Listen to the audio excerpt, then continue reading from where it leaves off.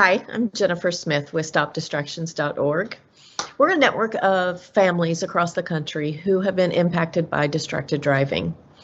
I'm joining you today to tell you a little bit about my story and just kind of update you to the reality of distracted driving now in 2021. I know it's something you hear about all the time, and you have probably for many years. So how I learned this lesson was way back in September of 2008. I just thought about Mother's Day being the other day, and it's been 13 Mother's Day I've been without my mom.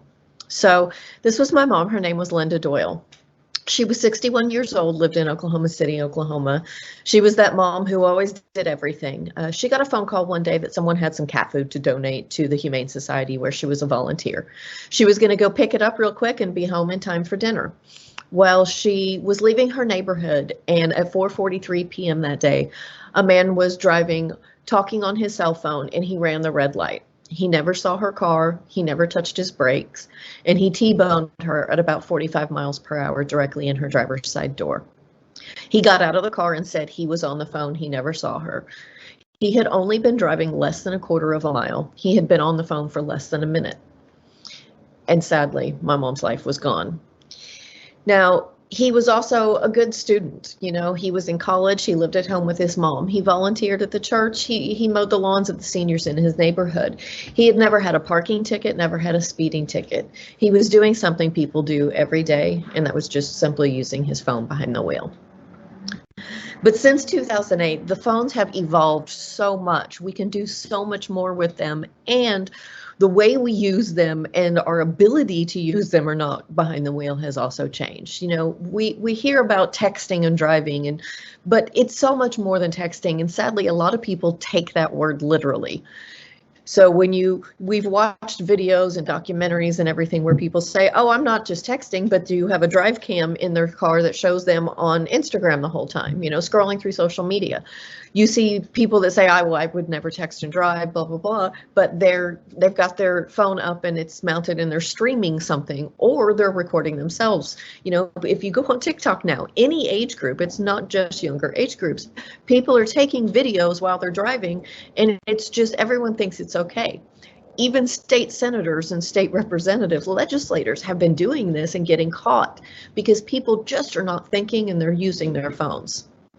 We're using our phones in so many more ways in these devices. You know, smartphones are sold more and more every year. This is 2018 to 2019. You know, tweets sent per minute, 473,000 to 511. Text sent going up. Google searches per minute going up. Instagram posts. Now we have Instagram stories, Facebook posts and stories, TikTok, you know, you name it. There's so many more apps coming every year, more ways we're transmitting data, watching things. And we can't stop checking our phones. We all know this. We see this in all of us. You know, we are always on our phones. We're sitting at tables with each other. We're on our phones. And when we're driving behind the wheel, we're also always on our phones. And many people, you know, it's really more of a habit than a decision. We're not thinking to get in the car and drive dangerously. It's just we get in the car and we reach for our phone. It's our habit. It's what we do. I was a real estate agent when I lost my mom. I was always talking on the phone when I was driving. In 2008, I wasn't quite texting yet too much. But I would sit and use my phone talking to people doing all types of things. And after losing my mom, it was a good 3 to 6 months before that habit was over. I'd be working on this issue every day, educating myself, get in the car, and then immediately reach for my phone and say, oh no, what am I doing? It's a hard habit to break. But now they're even engineering these things to help addict us more. You know, there was an episode of 60 Minutes that I was able to get in touch and learn a lot from some of these app developers and how they do what they're calling brain hacking.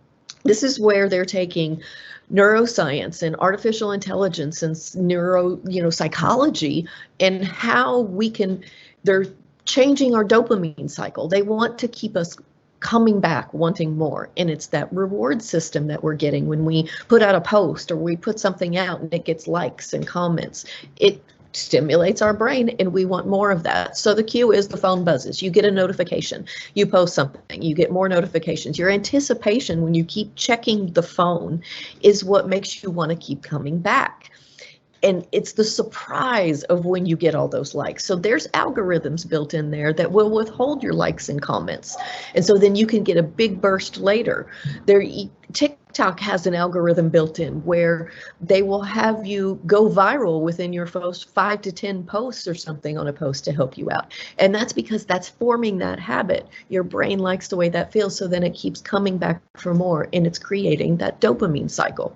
We're getting this from the time we're learning as well. You know, if you remember back to kindergarten, what were you given at school to learn, or what were you given as a child to play with and learn? An iPad. You know, these celebrations when you get things right on a game on the iPad, that celebration is that reward in your brain.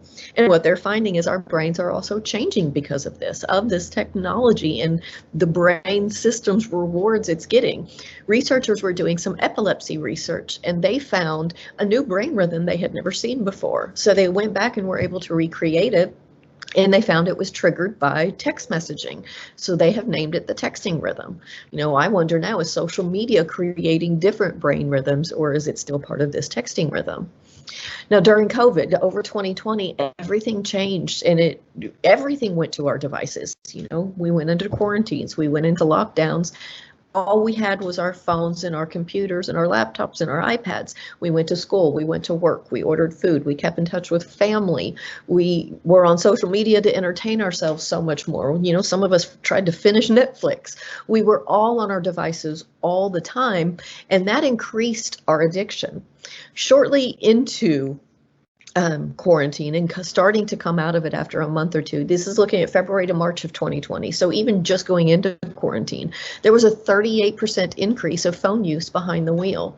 Later data shows that, you know, coming out of quarantine a few months later, non-call device use behind the wheel was up 50%. People that weren't using their phones before are using their phones behind the wheel. Now, what if you were that one that was distracted and doing something that really wasn't that important? How could you live with that? Could you feel? So I want to introduce you to Christopher.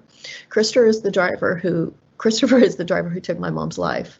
And I think hearing his perspective can really make you think twice before you reach for that phone. At the young age of 20, Chris Hill of Yukon was charged with negligent homicide. His weapon of choice? A cell phone. But he's working to turn his life around now. Doug Warner shows us how he's keeping others from driving while intoxicated. September 3rd, 2008. It's a day Oklahoma sports fans spent celebrating the birth and the look of our brand new NBA team. In his words, I didn't even see the red light. However, at about that same time, on the other side of Oklahoma City. He seems so young. He was such a young kid, and now he's going to have to live with that the rest of his life. There was no celebration, only a young man's life changing forever. I was screaming. Witnesses were coming up, holding me up because I just couldn't handle it. I knew what had happened. You knew right then? I knew right then that I just killed her. Those 4 words, I had killed her. It's not easy for 21-year-old Chris Hill to say or even admit to. In fact, at one point, he even changed his mind about doing this on-camera interview. That was until he realized his message far outweighed the grief he's left with every time he shares the worst moment of his life. Chris had only been on the road and on the phone for less than a minute. The second I collided with her, there was a horn going off, and I kept yelling, "Ma'am, ma'am," and tapping her, and she didn't move. I couldn't hardly even write the police report. I mean, my hand was just shaking so bad. Chris's red truck struck Linda Doyle's SUV in the driver's door, and in those few seconds, the only thing that kept going through my head was just hitting her and hitting her. He was sentenced to a life of nonstop guilt and endless images. You know, just seeing her laying over sideways in her car when I got out of my truck, I mean, that's something that never leaves my head. To try and warn others before it's too late. So it's not all doom and gloom. Like we know what we can do, and we can prevent these crashes from happening and from taking anyone else we love. That's the one thing, is now everyone knows someone that they know or love or have met, an acquaintance that has been impacted by distracted driving. And sadly, some of us know a lot of people. So what can you do? Lead by example. Practice what you preach. This is for you, your families, your parents, in front of your friends, in front of your peers, in front of your siblings. You have to do the right thing first and get off the phone, and then, ask others to do the same. Start educating early. The younger, the better. The youngest will remind you the most. When my children were younger, if you did not put that seatbelt on in the car, they were screaming until you did. We have to get our children the same way and our younger siblings that way, starting early, reminding others, speaking up for their safety, that you shouldn't be distracted while driving a car. Make it a family affair. Make an agreement with your family, sign a pledge together, hold each other accountable, make a commitment not to use your phones while driving, because none of you want to get that knock at the door or have to be the receiver of that knock and hear that news over a message, a TikTok, a phone call, any of it. Spread the message, influence others, speak up. Spread the message as much as you can. Get involved in community events. It's something, you're wherever you work. This is an issue that you can talk about, incorporate into all things, because it's happening every day and it's that big of a problem. Don't call others or text them when they're driving. If someone just left you and they're behind the wheel, don't send them that message right then, knowing they're going to get the notification, knowing that their brain is going to want to know who's trying to communicate with them. Also, you can use an app to break your habit. All your phones come with Do Not Disturb on it. You just have to activate it. That'll send automatic messages to people when they're trying to text you or call you that will say, I'm driving, I'll call you back when it's safe. And it's a great thing, and it spreads the word as well. You can also do a little trick, that retraining your brain with a new driving habit. So this is, if you drive, notice what is making you reach for your phone. When are you getting distracted? Is it because traffic slows? You get bored, you hear a notification. What is it that's making you reach for the phone? And then notice that when that trigger happens, retrain your brain to do something else. When you notice you're bored and you want to reach for the phone, or when it gets a notification, retrain your brain instead to look at the speedometer, adjust your mirrors, do something to retrain yourself to remind you that you're driving. And after repetitive retraining, you will break that habit. But most importantly, you need to speak up. If you're in the car with someone, speak up for your safety. Ask them, can you text for them? Can you talk on the phone for them? Handle what they want to do. Ask them to pull over and stop somewhere safely. Or if they won't stop, ask them to pull over and let you out where you are safe. Don't record something yourself and then go to the hey driver, and distract the driver to ask them to be in your video. That's another thing we need to be thinking about. Worry about our friends' safety in the car as much as we worry about our own, or worry about our own as much as our friends. But again, we have to speak up. If you're in the car with distracted parents, speak up. That is your right, and that is important for you to be able to speak up for your own safety, and that can get the education. And maybe sometimes people do just need that reminder.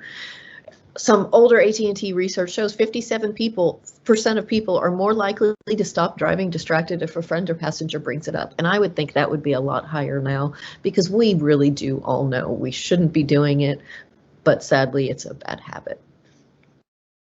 So I'd like to thank you for hearing me, and I really just want to know that every day you have to make a commitment to not use your phone while driving, and to help others by reminding them and speak up. But you can make a difference. We can change this behavior, and we can save lives. Thanks a lot.